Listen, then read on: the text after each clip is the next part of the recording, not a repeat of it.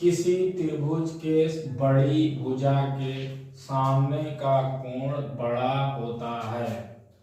देखिए पहले जाने है क्या, इसमें त्रिभुज है कोई, ये ए है, बी है और सी है। देखिए त्रिभुज ए बी सी है, जिसमें आप देख रहे होंगे ये वाली बड़ी है और ये वाली भुजा छोटी है। AC बड़ा है AB के, समझे?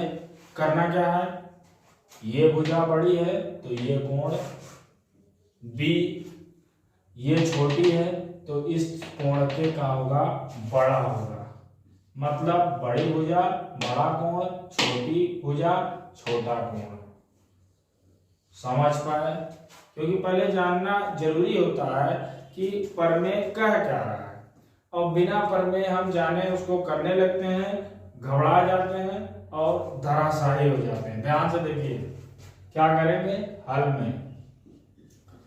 सबसे पहले आप करिए क्या, ध्यान से देखिए, कोई डी ले लीजिए, ये डी ले लीजिए और डी इस प्रकार लीजिए कि ए बी बराबर हो ए डी के, ये वाला और ये वाला क्या हो, बराबर हो, और बी डी मिला दें। क्या करें, इसे मिला दीजिए, जान पाए, और लिख दीजिए। लिखने का हमें अधिकार प्राप्त है, हम कुछ भी लिख सकते हैं। देखिए ध्यान से, 1 2 3 4, कुछ भी लिख दें, अपना नाम काम लिख दीजिए। ध्यान से देखें भैया, ए बी ए डी बराबर है तो हमें अधिकार प्राप्त हुआ कि कोण 1 कोण 2 के बराबर होगा। यह हमारा जन्मसिद्ध अधिकार है। ये लिखे का है क्योंकि ये बराबर हम कर चुके हैं। मान लीजिए तो हम जानते हैं कि बराबर भुजा है तो बराबर कोण होगा, जैसा ये है। अब हमें ध्यान से देखिए, फिर से ध्यान से देखिए, कोण 2 हमें क्या दिख रहा है, कोण 2 त्रिभुज BDC का वहिष्ठ कोण है, वहिष्ठ कोण है।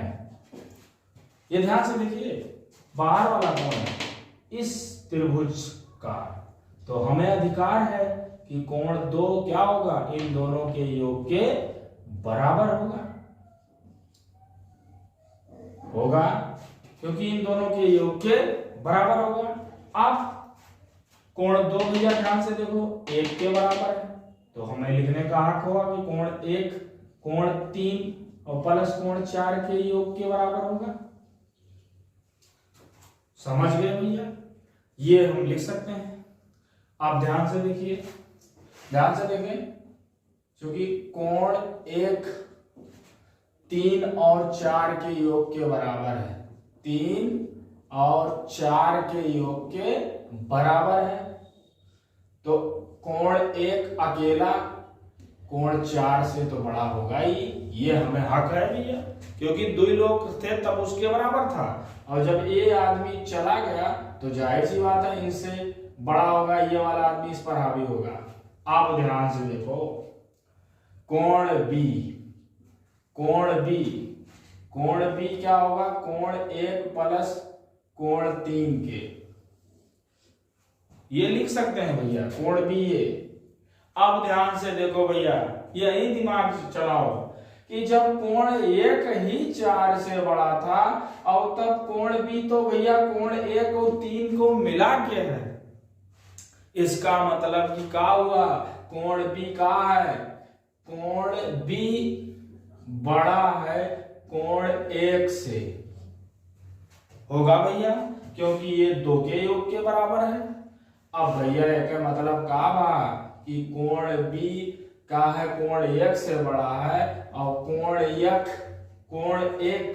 कोण 4 से बड़ा है, कोण 4 से बड़ा है। एक मतलब कि B वाला इससे बड़ा है और 1 4 से बड़ा है, एक मतलब कि ये वाला 4 से बड़ा है। ये होगा भैया अब जब भैया 4 है क्या, और 4 है भैया, ध्यान से देखो सी इसका, और यही तो हमें सिद्ध करना था कि बड़ी भुजा के सामने का कोण यानी कोण भी बड़ा होगा छोटी भुजा AB के सामने के कोण C से। जान पाए? धन्यवाद।